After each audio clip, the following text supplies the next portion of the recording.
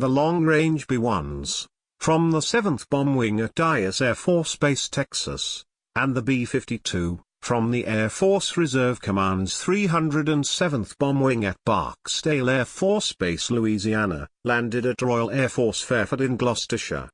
They will conduct flyovers in Slovakia and Poland before taking part in the Ample Strike 2017 exercises hosted by the Czech Republic, according to U.S. European Command.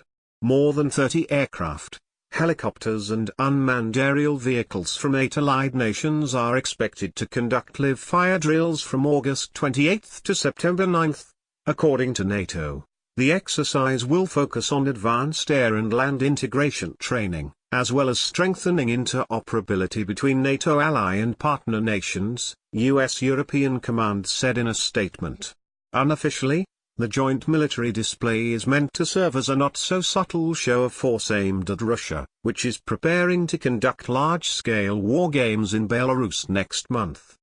Of all the major exercises on the Russian military calendar, Zapad, which is Russian for West, causes the most excitement and concern because it is the one that most closely resembles practice for invading Russia's neighbors, according to Ian Giles, a senior consulting fellow for the Russia and Eurasia program at Chatham House. Russia's military exercises, could they turn into war?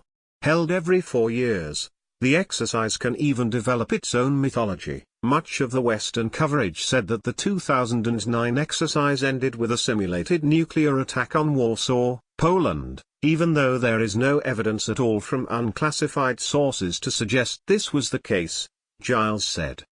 In Poland, Lithuania and especially Ukraine, some fear this year's Zapad could provide cover for preparing another Russian military adventure, Giles wrote in a recent op-ed for CNN. But the US and its NATO partners have closely monitored Russian military maneuvers since the 2014 annexation of Crimea and routinely engage in military chest-thumping to deter potential Russian aggression. Wednesday's announcement comes as President Donald Trump considers sending defensive aid to Ukraine.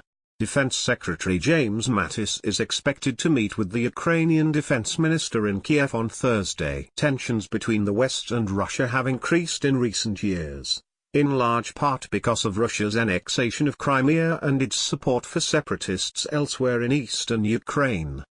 In June, the U.S. Air Force deployed long-range B-52 bombers and 800 airmen in support of joint exercises with NATO allies and partners taking place across Europe. U.S. F-35 fighters to train near Russia. The nuclear-capable B-52 Stratofortress took part in a series of joint exercises on Russia's doorstep, specifically in the Baltic Sea, the Arctic and along Russia's border with several NATO partners. The 185,000-pound B-52 is one of the oldest active aircraft in the U.S. Air Force, having first entered service in the 1950s during the height of the Cold War. They were originally designed to serve as long-range, high-altitude intercontinental nuclear bombers that could strike deep into the Soviet Union.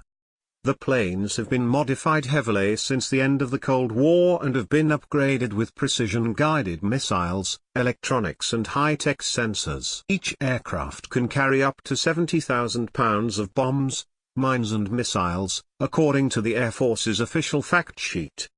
The highly versatile, supersonic B-1 is considered the backbone of the U.S. long-range bomber fleet and carries the largest conventional payload of any aircraft in the U.S. Air Force, but is no longer armed with nuclear weapons.